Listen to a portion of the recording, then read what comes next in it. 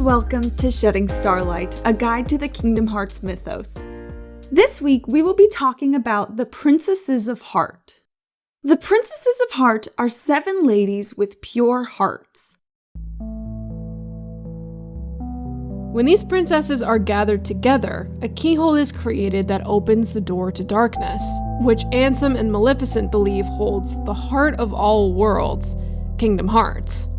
And when the hearts of the princesses are pulled out from their bodies and united, they form into the black keyblade that Ansem uses when possessing Riku, one that can unlock people's hearts. In our episode about characters losing their hearts, we discuss how Kairi didn't create a Heartless due to her pure heart. This explains why these princesses were able to lose their hearts and not be lost to darkness, but instead, together created a Keyblade. However, because Kairi's heart was in Sora instead of her own body, both the keyhole and the Keyblade were incomplete. After Sora used the black Keyblade on himself to free Kairi, it dispersed back into the hearts of the other 6 princesses. This freed all 7 to return to their bodies, but that in turn, ironically, completed the keyhole to the door to darkness. This allowed much more darkness to spill through than ever before. Sora had to return later after recuperating to finally lock it with his own Keyblade. These princesses creating a whole new Keyblade when their hearts unite is only the start of their connection to Keyblades. Ansem in his 11th report says, "If the princesses and the Keyblade are connected, they should resonate." The first link we see between the princesses and the Keyblade bearer is at the very start of the game, when Sora dreams he's on stained glass platforms decorated with the princesses that are currently under Maleficent's power at Hollow Bastion. Because Sora never met these ladies before, one could interpret these platforms as their heart reaching out for the Keyblade bearer's help. The second link between the princesses and the Keyblade bearer is in Ansem's 11th report continued. "I have chosen a girl. I don't know if she holds the princess's powers, but I will find out. She may lead me to the key bearer. I shall set her free and observe." This girl is Kairi. Ansem released her from Hollow Bastion into space in hopes she would gravitate towards the key bearer. And he was right. She drifted to Destiny Islands. In our very first episode about World Order, we discussed that when Sora and Riku were very young, the new girl they mentioned that arrived the night of a meteor shower is implied to be Kairi. This is further hinted at the beginning of the game, when Sora asks her, "Say, Kairi, what was your hometown like? You know, where you grew up?" And later, when pondering about Destiny Island's place among the many worlds, Riku says, "If you hadn't come here, I probably would have never thought of any of this. Kairi, thanks." Now, even though Ansem was correct in his hypothesis that a Princess of Heart would gravitate towards the key bearer, this plan was lost on Kairi since she completely lost her memory.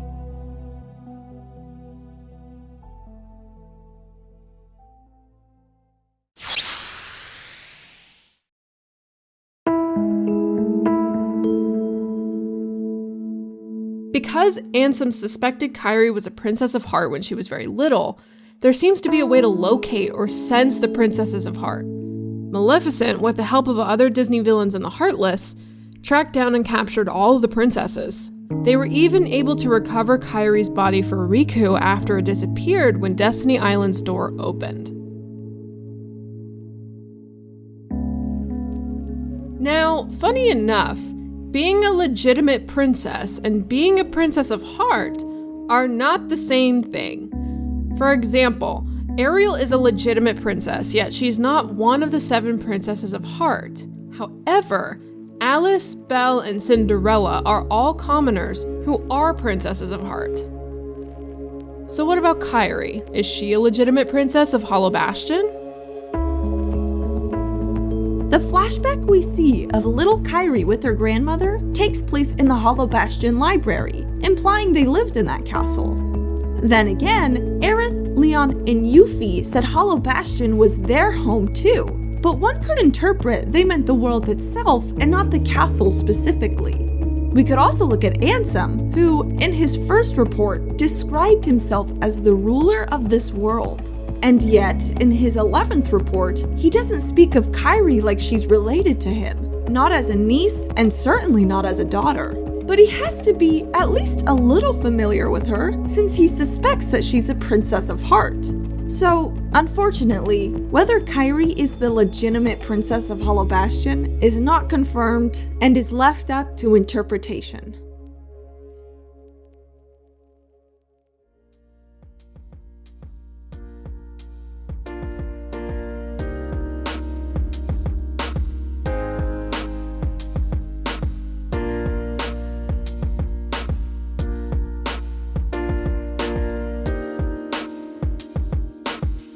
Hello, everyone, and welcome back to the episode about the Princesses of Heart. We're back for episode 4 of Shedding Starlight. I'm here with Mel. Hello, Mel. Hello. Hi. So let me first start by saying our script this week was a little bit shorter. That's because this episode was originally kind of a bigger one, talking about more topics, but we then split it up into 2 different topics, and so the other half of the script is coming next week. So this episode and the next episode are probably going to be a little bit shorter, but we have a lot to discuss today. Yes. It's such an interesting topic today because it's kind of, as we've been kind of touching on in our other episodes, a lot of Kingdom Hearts 1 is like up for interpretation. So that's going to be kind of a key player in a lot of this discussion today. We got a couple of YouTube comments. We got a lot of questions in general about the princesses for this episode. A lot of emails and a lot of YouTube comments. And from what I saw, many of the YouTube comments were basically just kind of like, so what the fuck did these princesses actually do? What are they actually supposed to be there for? Besides for evil purposes. So, Mel, do you think we answered this? In a way, I don't. Isn't that awful that we wrote a whole paper on it and I don't think we answered it? Yeah. I think the reason I didn't answer it is because I think part of me was waiting for our episode on Kingdom Hearts itself. What the fuck is it? Yeah.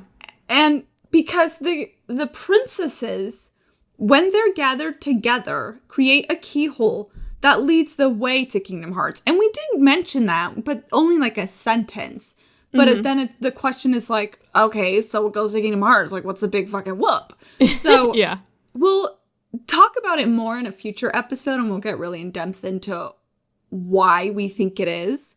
But Kingdom Hearts the first Kingdom Hearts game, let me be clear, it's so awful that there's an object or a realm or whatever that's the same name as the game. Yeah. But the first Kingdom Hearts game seems to imply that Kingdom Hearts itself is a way to like eternal wisdom or unlimited wisdom, I should say. That's more accurate. Right. And so the princesses seem to be like one way of achieving that goal is by gathering them up so that they create that keyhole, but then you also got to take away their heart so that you can create the keyblade to open the keyhole or to at least to control it or something. So, in fact, I don't even think that is the case. Now I think about it. In my head, there was always a link between this black keyblade and this keyhole, but nobody ever uses that black keyblade on the keyhole. So, funny enough, I don't think those two objects are as connected as you would think. They just happen to be created in similar circumstances. Not exactly the same, but similar. Yeah. But even then,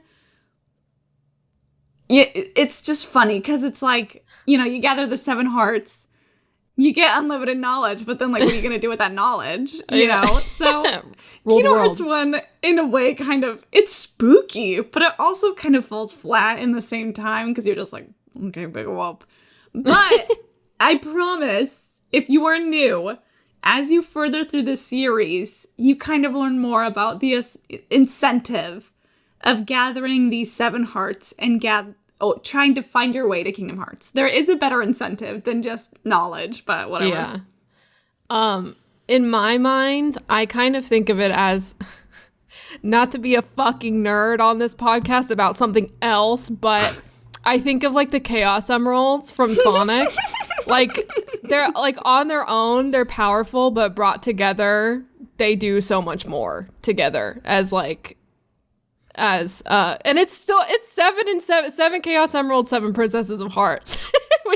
Stupid, but I just like, by themselves, they're, I don't know, I guess it's not really ever like dove into what they can do or if they can do anything on their own. But yeah, especially together. Because with Kingdom Hearts 1, I think we have an email that kind of graces upon this, but you know, the Keyblade, that black Keyblade, it's only 6 of the hearts. It's not even all 7. So like, for all we know, when it truly is all 7, maybe that Keyblade like becomes like uber powerful or something. Like, who knows? The ultimate Keyblade, yeah. So, yeah, the answer is kind of like, we can only talk about what we've seen in this first game. When they're all brought together and everything. Together, they lead the way to ultimate knowledge. Yeah. And like, since we're talking about this Keyblade and then this keyhole that the 7 princesses create, because Maleficent, I believe she either tells it to Riku or she tells it to Riku when he's possessed by Ansem. But either way, Maleficent is like, if we gather these 7 hearts, they lead us to Kingdom Hearts, which will give us untold wisdom or something, right? But it's confusing because Ansem what I assume is Ansem, in that weird little passage of that lab that we sometimes bring up, the weird ominous passage, it says 7 hearts, 1 keyhole, 1 key to the door, which I assume is the whole situation in Hollow Bastion. You have those 7 princesses, you have that big, giant, weird heart thing that kind of glows, that weird silhouette. Yeah, and then makes you sense. kind of go in it, and then you have to fight Heartless, and then Sora has to lock the keyhole in that weird little place, you know?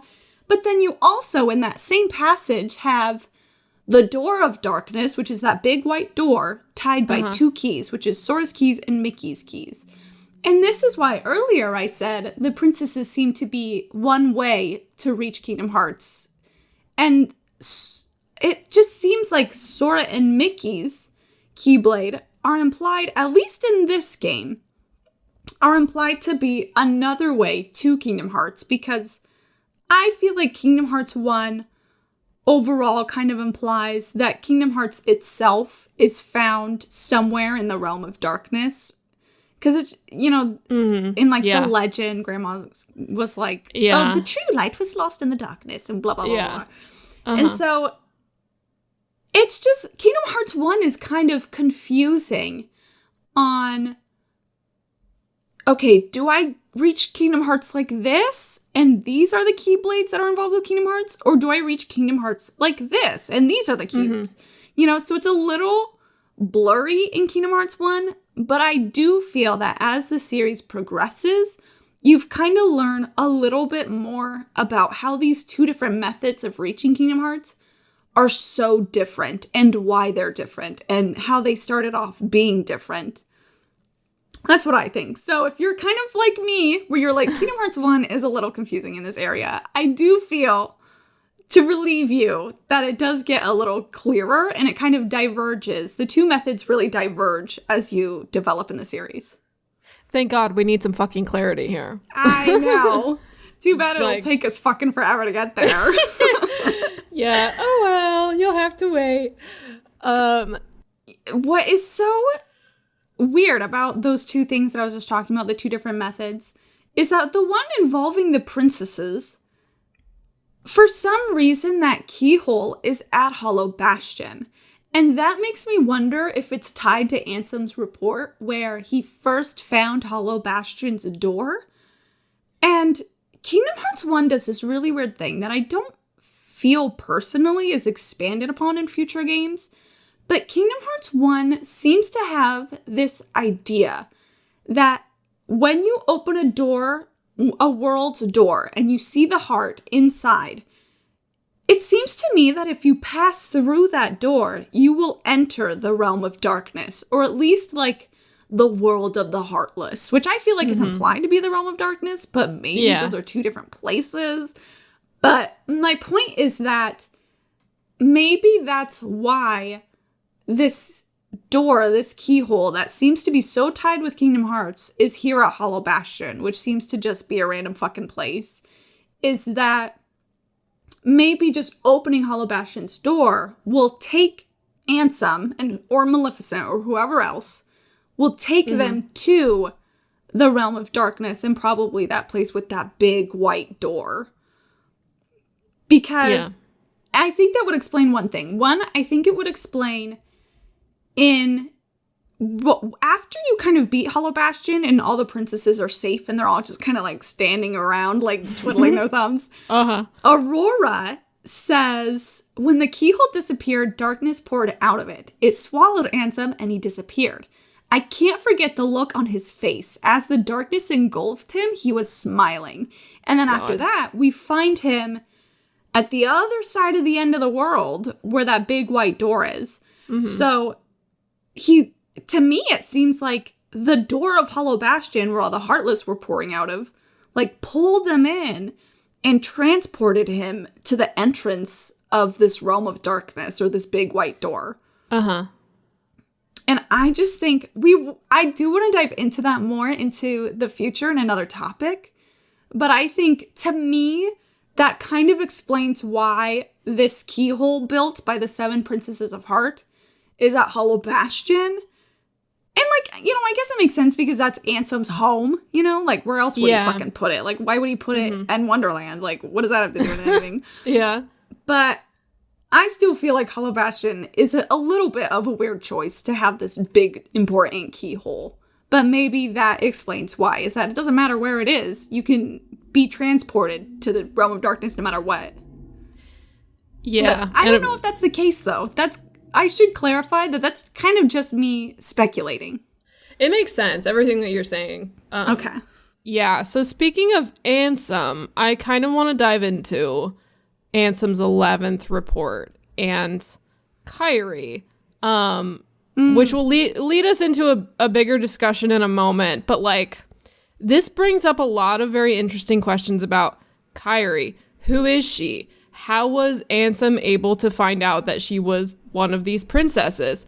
But we kind of mentioned in the script that, like, he doesn't refer to her as a relative. Yeah, it's very interesting that he doesn't refer to her as any sort of relative, even though he is supposed to be the ruler of the ruler of this world, and that she is a princess ? We don't really know.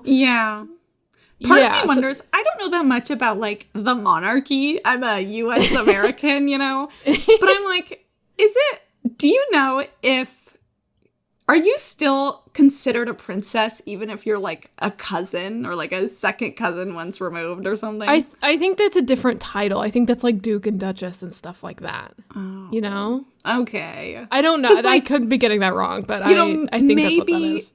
Maybe she's not a princess, but maybe she's like a noble. Maybe she has a blue blood or right. But yeah, so that makes me wonder, like, how did he? I guess Hollow Bastion. I don't know. It's so weird. Like, is there a monarchy? Like, is she like a for real princess? Is she related to Ansem? Because otherwise, how would he have, you know, singled out this one little girl, which leads us to another question of, like, how did they find who the Princesses of Heart are? Yeah, how did they locate them? Yeah. Part of me wonders if maybe the Disney villains, used the Heartless Because I know that in Ansem's report, Ansem uses a shadow heartless to locate the door of Hollow Bastion. Yeah. And they're just somehow able to like sense hearts and like how important hearts are or how valuable they are. So I wonder if maybe Ansem used the heartless and like noticed them always gravitating towards this little girl. And he's like, okay, what's the fucking deal with this little girl? Like, why are the heartless so obsessed with her? That makes sense. That reminds me of like, that makes me think of heartless as like, the way we've kind of referred to them before as like instinctual beings, like animals. You know how cows know when it's gonna rain, so they lay down, that sort of thing. They just have. Oh my God, have you not heard of that? That's like an old wives' tale. Is like if you're driving through the countryside and you see all the cows like loafing like a cat, then rain's gonna come. That's like a thing. I don't think that's not scientifically proven, but like it's. No, but you know, farmers notice their fucking animals. Yeah, like old wives' tales are old wives' tales for a reason, because there's patterns that people pick up on. But like that's the sort of thing that kind of reminds me of. It's like instinctual, like some sort of like not abilities, but like features about them that let them sense that sort of thing. Coming. It's very animalistic. Yeah, it reminds me of like dogs are good judges of character. Yeah, or pets can tell if someone's gonna die or something. Yeah, literally. Yeah, so that makes sense. The whole heartless theory, like, yeah, because if a heart is super powerful, they would want to gravitate towards that heart to get it. Probably, yeah. Yeah, that's what I would think. Yeah. So, speaking of princesses, are you okay if I move on to this topic? Yes. Okay, perfect. So, I think at least one person brought up, and we brought up in the script, that the princesses of heart, they're not all princesses.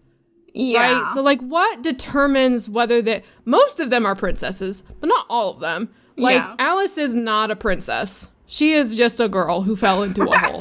It's been forever since I've watched Alice in Wonderland. So I was like, is she a princess? Like, maybe I don't think I know so. she wakes up at like the end of the movie, I'm pretty sure. I'm like, fuck, for all I know, she wakes up in like the garden of her castle. Like, I don't know. No, yeah. So I'm pretty sure. I did some extra research on this. Oh, bless you. I'm pretty sure what I found is she's not a princess. So there's something that I brought up when we were doing the research for this episode, is that I don't know how widespread, like how well known this is. Like, I'm sure most Disney adults know this, like, but I don't know if the common lay person does. And if you're playing Kingdom Hearts, you're at least a little bit of a Disney adult, okay? But there is a brand. Like, there is the brand capital DP Disney Princess TM. So, like, what I mean by that is that you can be a princess in a Disney movie, but that does not make you a capital DP Disney princess like by itself. That right? is so there's, fucked up. It's weird, right? Because there's literally, if you go to princess.disney.com, it's like, it shows you like who the Disney princesses are. So like you would, like most people you would expect would be there. You got like Tiana, you got Rapunzel, you got Jasmine, you got Mulan, right? So like the reason I brought this up is because it's kind of a weird distinction of like who are the princesses of heart and then also who is just a regular capital DP Disney Princess TM. So it's like weird choices being made all around, right? So you would think that like it would only be like branded Disney princesses, because this has been a thing for a while. This has been, I think, a thing since, I should double check this before I actually say it. Hold on, let me bring up the wiki that I was actually using too. I want to say at least since the 90s, I assume. Probably. Hold on. So, yeah, the year 2000. So yeah, so this has been a thing since Kingdom Hearts has been out. So the reason it's like weird, there is like a fandom wiki for this, for like the Disney princesses. And I looked at it and like, we kind of have to just take it all with a grain of salt because none of it is cited. It just seems like someone is talking, like just from their own knowledge. And like, most of it seems legit. But like, the reason it's weird is because they really pick and choose who is going to be a capital DP Disney Princess DM and who isn't. Because like, for example, you got Snow White, you got Cinderella, you got Aurora, you got all those. Elsa and Anna from Frozen are not Disney princesses, which is wild. Which is wild. You would think that they would anoint Elsa as the fucking queen of Disney after all the money she brought in. Yeah. So that was kind of my guess as to why they weren't considered Disney princesses. And according to this wiki, that is why they are not part of it. They are named, what is it? Hold on. They're like called honorary princesses or something like that. Hold on. So like, when you look at who all of the princesses are, they all are princesses, at least for like this brand. They are either princess by lineage or princess by marriage, meaning they're either the daughter of a king or a chieftain, or they marry a prince. So like Cinderella and Belle. Yeah, so Cinderella and Belle both marry a prince. And then, like, Moana is a princess. She's the daughter of a chieftain. Okay. So, it's so weird. And I can't find the actual passage right at this moment. But basically, the wiki's explanation for this is that Frozen made enough money on its own that they didn't need to be inducted as, like, oh my God, formal princesses, and like Anna and Elsa are like honorary or something like that, which is so weird because they have this whole like induction ceremony at like Disney World or whatever. That is fucking crazy. Which is so wild. How do they do that? Do they have like someone dress up as the princess and then like knight her? Yeah, I get like there's a whole, you can probably YouTube it. There's probably, because there's the movie Wish. The main girl of that, she's going to be a princess, but she isn't one yet because I guess there's some induction ceremony. Okay, list of Disney princesses. Here we go. This is the page I was looking at. So if you go to, to disneyprincess.fandom.com and then find the list of Disney princesses, it will tell you there are 13. There's a future princess, Asha, who is the main girl of Wish. There are 4 honorary princesses. 2 of them are Elsa and Anna. One of them is Elena of Avalor, which I think was just a TV series, like a Disney Junior TV series or something like that. And then Mirabelle from Encanto, which she's not, like, Encanto was a really successful franchise on its own, but she's not anywhere near a princess. They're just like a regular family with magical powers, I guess. But like, yeah, I don't know. It's very weird. And they have the distinction of like live action princesses and stuff like that. Yeah, I'm seeing Know Your Royalty, official, hopeful, and male. So they have, hold on, there was a whole, it might have been on I think it might have been on the actual like Wikipedia page, but there's a whole section about Kingdom Hearts. And I think the reason they actually like went into a reason as to why Ariel is a princess of heart, right? It was Ariel saying something, is not. She's not a princess of heart? No. Okay, Isn't okay. That makes my point. That connects in my brain. So okay. I think the reason they gave in the Wikipedia that Ariel and one other princess who is not in this game but in a future game, the reason they're not a princess of heart is because they're like battling with you. Like Ariel like is the only one who is in combat with you. Yeah. So I don't know if that means anything to you, Mel, but like that's the reason. That's one of the reasons it dives into. I could see that. They probably would want, like, maybe Disney was like, all the princesses of heart have to be dainty little in distress ladies or something. Yeah. But okay. Okay. Yeah. So yeah, I don't know. That's my little tangent of like Disney is weird and why do they do the things they do? It's mostly for money reasons. It all boils down to like marketing and like how do we make the most money? But like, yeah, it's just very weird that like there's like 3 different categories of princess that are at play here. There are the princesses of heart. There are just regular straight up and down princesses. And then there is the capital DP Disney Princess TM.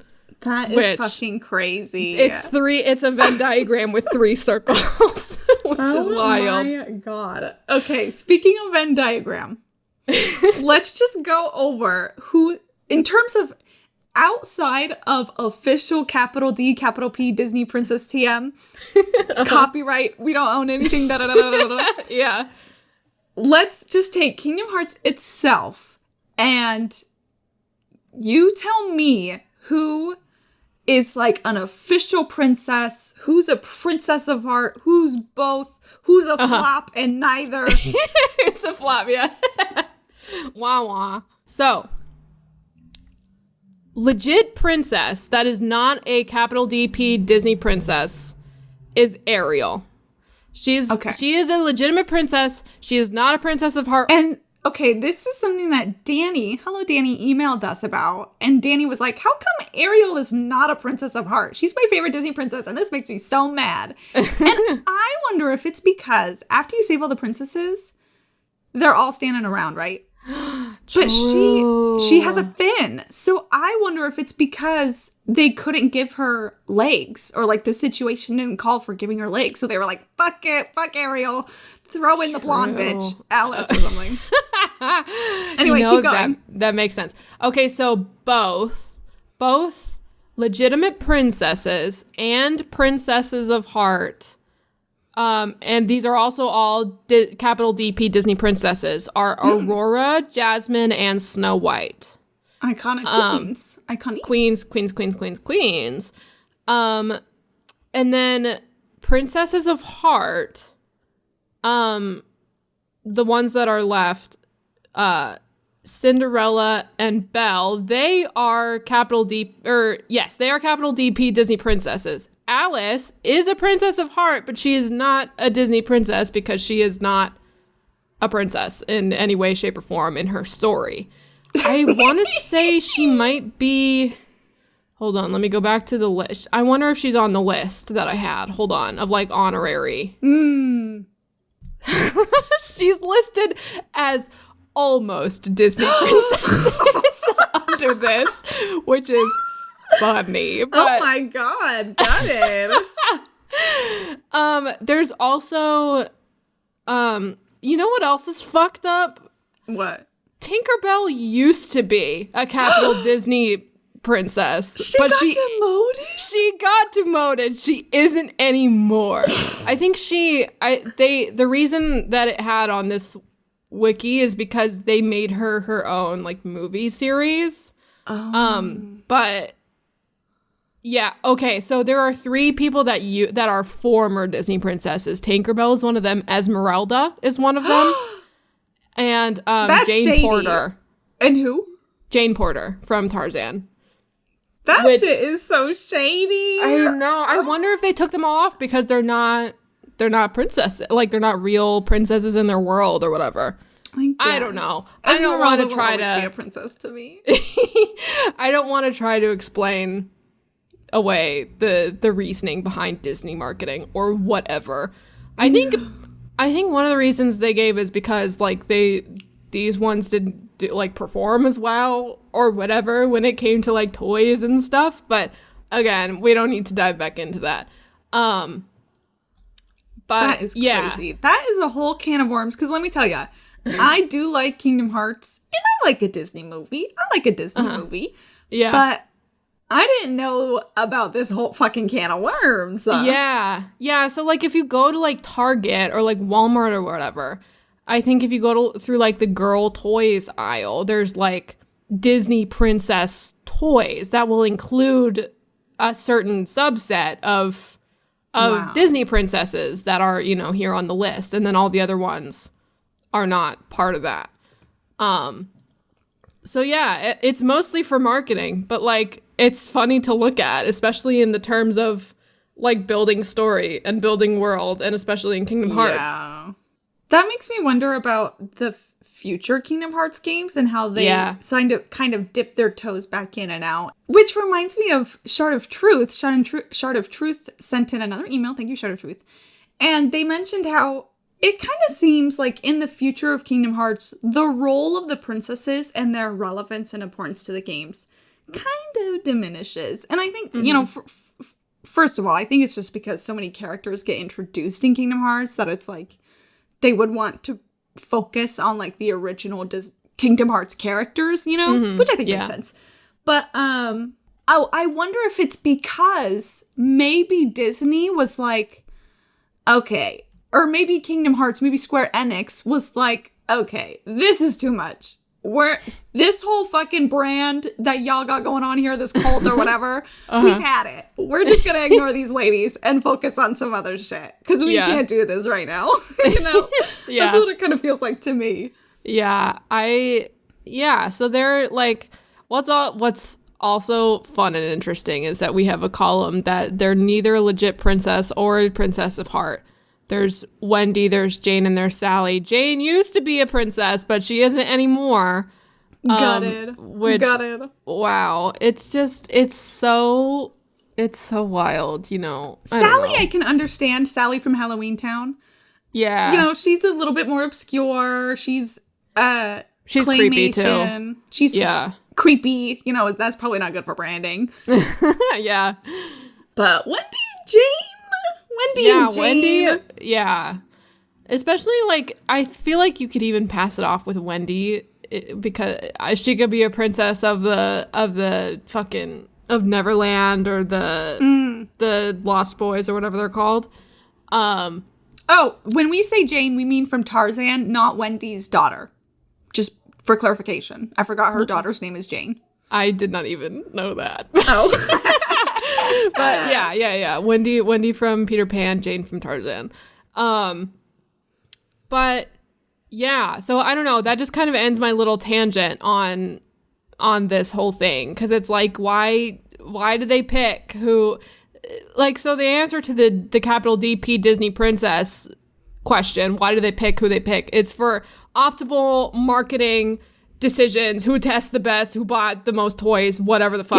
Scary shit. But this seems to be just kind of not really. I'm sure they had some sort of reasoning behind who they chose, like the reason why they chose who they chose. Especially because, let me see who it was. Let me see. I believe, yes, Shard of Truth made another good point, which is, and I think I've showed this to you before, is that in the very beginning of Kingdom Hearts, you know, when you see all those stained glass windows of Princesses of Heart, which is a topic I would love to talk about in a minute, but they used to have a design for Alice, and then they cut it out. So if you Google, I mean, maybe be careful of spoilers, but if you tell a friend to Google Alice in Wonderland Station of Awakening concept art, you'll find it. So that is something that we don't know the reasoning behind, like you were talking about, but for some reason they were going to have Alice already be taken and have her Station of Awakening or her stained glass heart show up, and then they changed it so that she was still around for some reason. But we don't know why they changed that. At least I don't. Yeah. Maybe some Ultimania, because that's the other thing. If you're a new Kingdom Hearts fan, there's all these Kingdom Hearts Ultimanias you can fucking read. But let me tell you, I'm a hardcore Kingdom Hearts fan. I consider myself a lore master. I don't fucking care about the Ultimanias. I don't fucking care. Somebody else can read them. You read them. Oh my gosh. But yeah, speaking of those, we said in our script that Sora has never met any of the princesses before besides Kairi. And, you know, we could interpret him seeing these as the hearts reaching out for his help, being the Keyblade bearer asking for his help. And I just wrote down here, like, how cool and weird and creepy and, like, such cool imagery that brings about. Like, oh my God, like a plea for help in the form of, like, something so beautiful and haunting. It's so cool. They kind of popped off with that stained glass shit. They did. That first shot of Snow White after Sora does that whole fucking opening Kingdom Hearts sequence, you know, when they arrive, it's just such a gorgeous shot. It's like, I don't have any tattoos, and I don't know if I would want any Kingdom Hearts tattoos. But honestly, if someone got the tattoos of stained glass from this game, I would understand, because they're fucking gorgeous and they're magical, but they're ominous and sinister. It's like, it's like a spooky church. Like, you want to feel spiritual, but you're scared. Just, you know, think back to when you first saw that, when you were playing this Disney game, this Disney PS2 game. Like, how cool that must have been. You know, we don't know if it's the princess's hearts reaching out for help. I just want to clarify. Like, that's what we're interpreting. That's just because it just so happens to be all the princesses who are under Maleficent's control at that moment. So I feel like, you know, coincidences, if you know, follow the patterns, follow the breadcrumbs, that makes sense to me. Yeah, that makes sense to me too. Okay, so we already answered wonderful emails by Dani and ShardofTruth. Thank you for your emails. And then we also have a couple more by Adrian and Eric. So Adrian asks, the princesses of heart are rather nebulous in the series. Even now, we never really learn what they can do other than hold back darkness. And we kind of got into how they are a method of reaching Kingdom Hearts. Or unlimited knowledge. And then given that we are told Keyblades choose their wielders, something that seemed a bit odd given about the Keyblade of Hearts. So here's the thing. If you're a new Kingdom Hearts fan, you might hear, you know, that goth Keyblade that we talk about that unlocks people's hearts that Sora stabbed himself with? Yeah.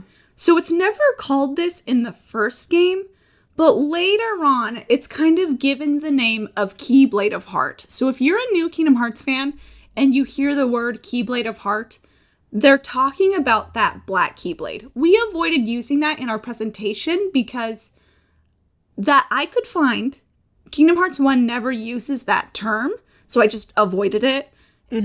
But if you're like, what the fuck is a Keyblade of Heart? That's what we're talking about. We're talking about that black Keyblade. Yeah. So besides its dark look, this is what Adrian says in their email, is that it would allow Ansem to wield it. Given it's made from 6 of the 7 hearts of pure light, you'd think it would fuse someone with dark intent.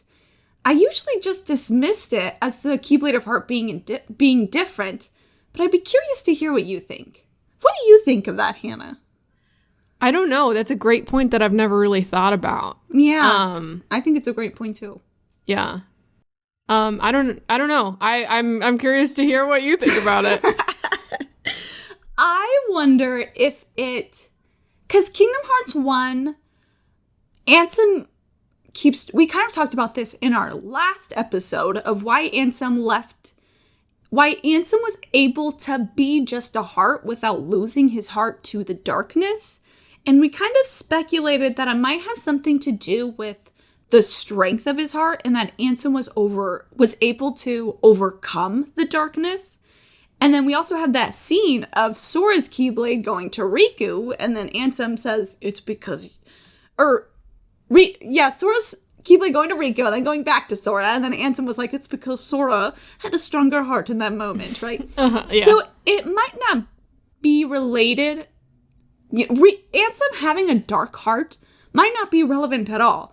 It might just be the fact that Ansem, in possessing Riku at this moment, just has such a strong heart no matter what, that's why he could wield that Keyblade, and that Keyblade was like, yeah, you seem pretty alright with me.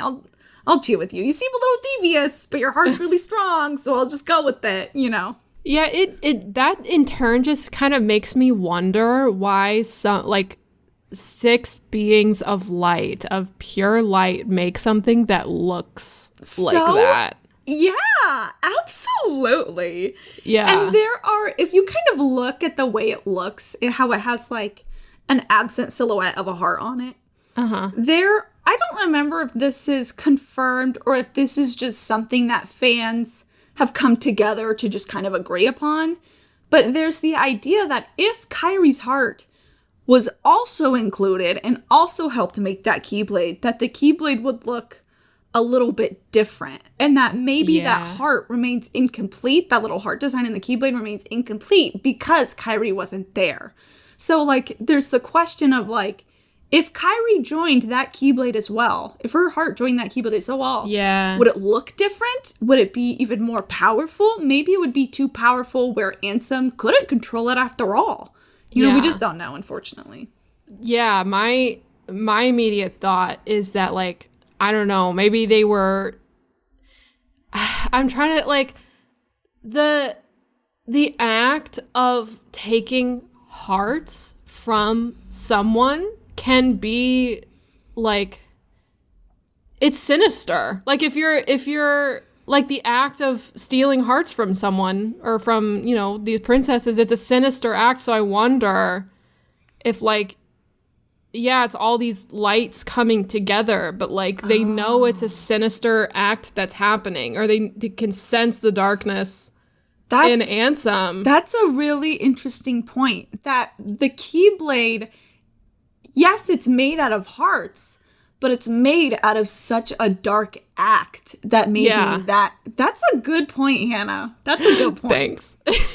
Yeah, no, I mean, like, that's just kind of how, because, like, yeah, otherwise it doesn't really make sense. Especially because we have another email by Eric. This is related, I promise. So Eric says, how did Maleficent take the first 6 hearts? We see Sora free Kairi's heart from his own body, but how did they take the other 6 hearts? And then he kind of goes into the future, and Eric seems to be implying, like, how do you take hearts without the Keyblade, right? So to Eric specifically, I promise I'm going to come back to that Keyblade. I promise. So with Eric, I would say Maleficent and the other Disney villains probably were able to take away the Princesses of Heart's heart without a Keyblade with the Heartless. The Heartless probably took out their hearts like they would any other person. But because they're pure heart, they don't create a Heartless or turn into a Heartless. So the Heartless are probably able to remove the heart, and then the hearts come together to create that dark Keyblade. And so my point is I wonder, oh, you know what? To help explain that, this is what I wrote. I said, maybe Keyblades open the door to the heart, but the Heartless rip the door off its fucking hinges and force the heart out. That's what I wrote.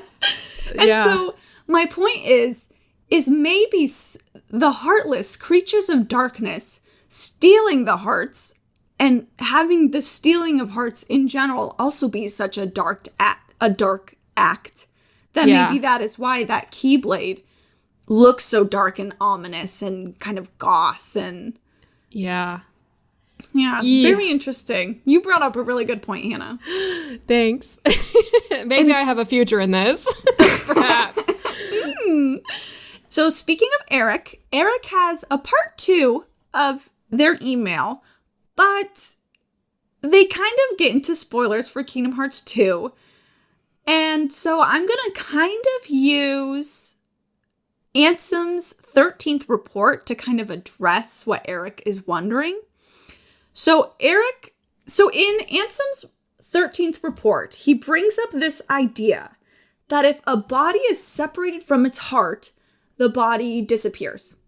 So in a way that kind of happens to Kairi, because we see Kairi enter Sora, but her body disappears, but her heart goes within Sora, so what the fuck happens to her body, right? And then her body is eventually found later by the Disney villains, right? Yeah.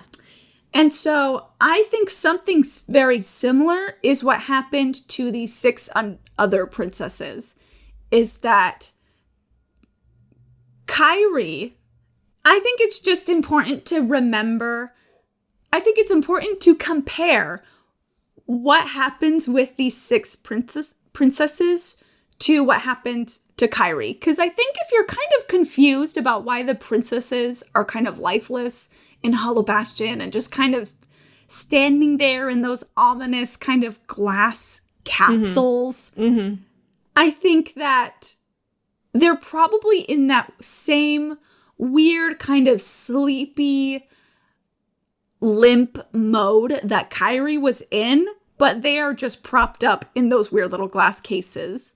And Kairi was just able to kind of fall flat because nothing's propping her up. So she's always just kind of like sitting in a corner or laying down, you know? So I think if you're confused about those 6 other princesses, just remember what happens to Kairi in this first game. And hopefully that'll kind of answer the question that you wrote, Eric. And maybe when we get to Kingdom Hearts 2 or even maybe Chain of Memories, we can we can come back to this question. Yes. And, you know, maybe even sooner than that, if we're going to talk about Ansem's 13th report, which will probably be our last topic we do for Kingdom Hearts 1, because it's so involved with the future and development of Kingdom Hearts, the series. But yeah, we will come back to this because I think that's a great question. Yeah, me too. All right. Well, this ended up being, I think, our longest discussion yet, which is fun. Even though it's our shortest presentation yet, there's just so much information to kind of go over. But yeah, that's it. That's all we got for this. And we're very excited to talk about the next topic. Mel, what's our next topic going to be?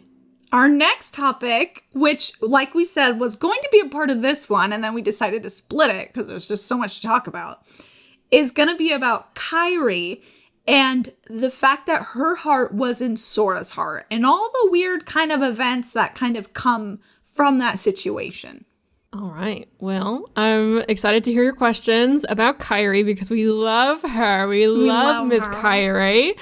And yeah, that's pretty much it. As always, if you like what you're listening to here, either on audio or on YouTube, please feel free to like the video or review the show, leave a comment, just engage with us. We would like to engage with you back. We like that connection that we have established here. Yes. So yeah, we've gotten a few 5-star reviews on Apple. So thank you to everyone who has written something nice about us. And we've gotten a lot of Spotify reviews. So thank you so much to everyone who has done that. I need to look at those. I haven't looked at them. Yeah, if you haven't already subscribed to us on YouTube, please go do that. Hit that little subscribe button, hit that little like button, hit that little notification bell. We love to see you guys over there. We forgot to do this again. If you do have something to say about Kairi and her heart being in Sora's heart, you can email us at sheddingstarlight@gmail.com. No spaces, no tricky letters or nothing. Yeah, thank you. I'll put it in the description of all the episodes as well. I thank you, Mel, for reminding me to do that. But yeah, that's all we got for you guys today. Thank you for joining us, and we'll see you in the Starlight.